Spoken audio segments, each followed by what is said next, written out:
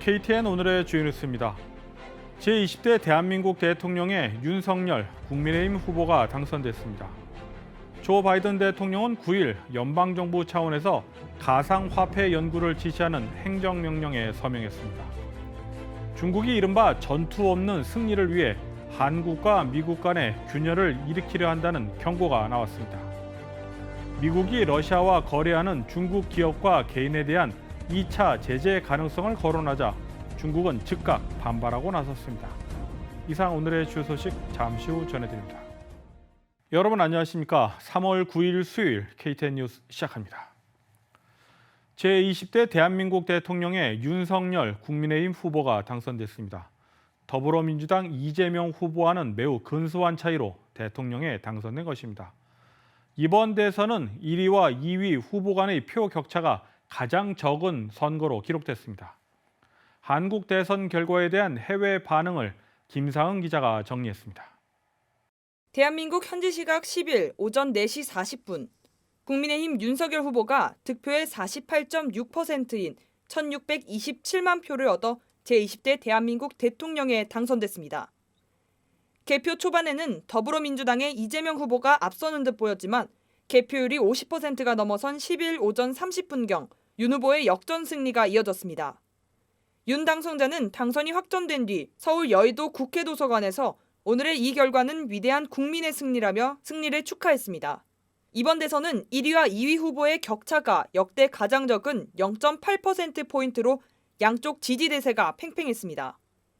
그 배경엔 보수와 진보 진영의 첨예한 갈등으로 선거운동 기간 내내 진영과 세대, 성별 등에 대한 갈등상이 드러났기 때문입니다. 지난해 4.7 서울, 부산시장 재보궐선거 결과에서 확인된 돌아선 민심은 이번 대선 결과에도 민주당 쪽으로 돌아서지 않았습니다. 해외 언론에서도 한국의 대선 확정 소식을 긴급 보도했습니다. 로이터 통신은 한국의 보수 야당 대선 후보 윤석열이 대선에서 승리했다며 한국의 최악의 코로나 상황과 북한의 진화하는 핵 위험 등에 대한 도전 과제를 해결하는 동시에 긴장감이 커지고 있는 중국과 미국의 경제 관계도 헤쳐나가야 한다고 보도했습니다. AFP도 윤 후보의 당선 소식을 전하면서 윤 후보가 북한에 대한 강경한 입장과 미국과 강력한 동맹을 주장하며 보수를 재집권시켰다고 분석했습니다. KTN 뉴스 김상은입니다. 조 바이든 대통령은 9일 연방정부 차원에서 가상화폐 연구를 지시하는 행정명령에 서명했습니다. 이번 명령으로 기축통화인 달러화의 중앙은행 디지털 화폐 도입 검토가 본격화될지 주목됩니다. 민간 가상화폐와 달리 중앙은행이 공신력을 담보로 법정 화폐로 취급되는 달러와 디지털 화폐 CBCD 논의가 본격적으로 진행될 경우 글로벌 금융시장 전반에 파장이 예상됩니다. 백악관은 보도자료를 통해 디지털 자산은 최근 폭발적인 증가세를 보이고 있어 이는 세계 금융에서 미국의 리더십을 강화하는 기회라며 바이든 대통령은 이런 이유로 가상자산의 위험과 잠재적 혜택에 대해 전체 정부 차원 접근의 큰 틀을 잡기 위해 첫 행정명령을 내린 것이라고 밝혔습니다. 바이든 대통령은 행정명령에서 재무부를 비롯한 다른 금융기관들이 금융 안정성과 국가 안보 차원에서 가상화폐의 영향을 분석할 것을 지시했습니다. 브라이언 디스 국제경제위원회 위원장과 제이크 셜리번 국가안보보좌관은 공동 성명에서 이번 행정명령으로 미국 연방정부 차원의 첫 디지털 자산 전략이 수립될 것이라고 강조했습니다. 이를 통해 미국이 디지털 자산 시스템에서 혁신적인 역할을 할 수 있도록 도울 것이라며 이는 민주적 가치와 부합하며 미국의 세계 경쟁력을 향상시킬 것이라고 지적했습니다. KTN 뉴스 스티왕입니다. 중국이 이른바 전투 없는 승리를 위해 한국과 미국 간의 균열을 일으키려 한다는 경고가 나왔습니다.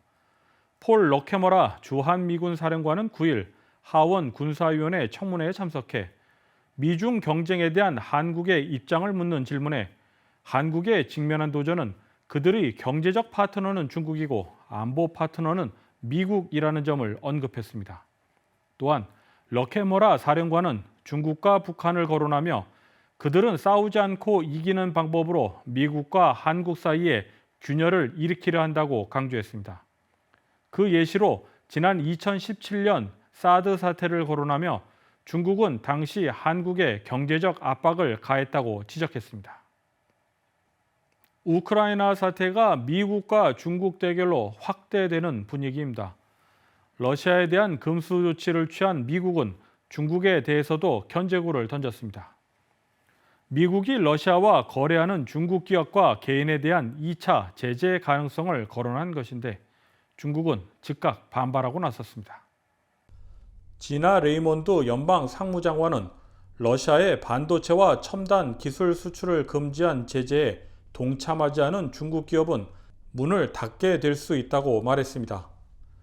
제이크 셜리번 국가안보보좌관은 지난달 6일 러시아는 전략적 대가를 지불해야 할 뿐만 아니라 중국이 이를 지원할 경우 중국 역시 대가를 치르게 될 것이라고 경고한 바 있습니다.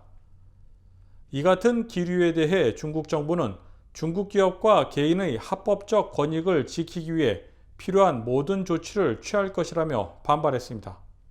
자오리젠 중국 외교부 대변인은 제재는 근본적으로 효과적인 방법이 아니라며 중국은 독자 제재와 확대 관할에 결연히 반대한다고 강조했습니다. KTN 뉴스 스티븐입니다.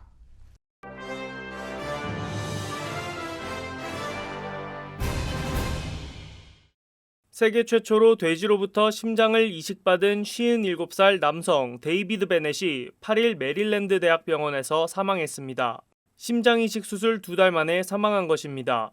당시 심장 이식 수술을 한 메릴랜드 병원 측에 따르면 데이비드 베넷은 며칠 전부터 상태가 악화되기 시작했다고 말했으며 정확한 사인은 밝히지 않았습니다. 살인을 저지른 흉악범 논란 속에서도 유전자 편집 돼지 심장을 이식받은 베넷은 1984년 개코 원숭이 심장을 이식받은 후 21일간 생존했던 캘리포니아의 아기 페이보다 훨씬 더 오래 생존한 것으로 기록됐습니다. 한편 다른 동물의 장기 이식에 대한 이전의 시도들은 주로 환자의 신체가 동물의 장기를 거부해 실패했었습니다. 글로벌 에너지 기업 쉘이 러시아산 원유 현물과 천연가스 구매를 중단키로 했습니다. 쉘은 8일 러시아산 석유와 천연가스를 구매하지 않고 주유소와 충전소 등 러시아 내 영업소도 닫기로 했다고 밝혔습니다. 쉘은 성명을 내고 원유를 비롯해 석유 제품과 천연가스, 액화 천연가스 등 모든 러시아산 석유 제품 구매를 단계적으로 중단할 예정이라고 소개했습니다. 앞서 지난주에는 우크라이나에서 인명피해가 발생하는 데 큰 충격을 받았다며 러시아 국영가스회사인 가스프롬과 합작벤처를 중단한다고 밝힌 바 있습니다. 러시아군의 공격으로 우크라이나 피난길도 아수라장이 됐습니다. 이런 가운데 지난 3일 미국의 한 다국적 연합 매체가 러시아가 우크라이나를 침공한 지 이틀째인 지난달 25일 피난 도중 러시아군의 총격에 아버지를 잃은 한 아들의 사연이 담긴 영상을 공개했습니다. 사망한 아버지는 올레흐 블라벤코 씨로 아내와 딸을 먼저 피신시킨 뒤 아들과 함께 가족이 머무르는 은신처로 향하던 중 러시아군의 무차별 총탄에 쓰러졌습니다. 영상에는 아버지가 아들을 향해 고개를 숙이라는 다급한 목소리와 총소리가 생생하게 담겼습니다. 다행히도 아들은 차 뒤로 몸을 숨겼지만 아버지는 러시아군이 쏜 총에 맞아 사망했습니다. 한편 유엔 인권고등 판무관실이 지난 4일 발표한 보도자료에 따르면 이날 자정까지 러시아의 침공으로 우크라이나에서 민간인만 331명이 숨졌습니다. 다음은 코로나19 소식입니다. 오늘의 코로나19 현황을 김상은 기자가 종합했습니다. 3월 9일 오후 2시 50분 기준 미국 내 코로나19 누적 확진 환자는 8,104만 3,895명, 누적 사망자는 98만 9,569명입니다. 어제 하루 동안 신규 확진 환자는 48,110명 늘었고 신규 사망자는 1,823명 증가했습니다. 주변 누적 확진 환자는 캘리포니아, 텍사스, 플로리다, 뉴욕, 일리노이 순으로 많습니다. 주변 누적 사망자는 캘리포니아, 텍사스, 플로리다, 뉴욕, 펜실베니아 순으로 많습니다. 다음은 조지아주 코로나19 현황입니다.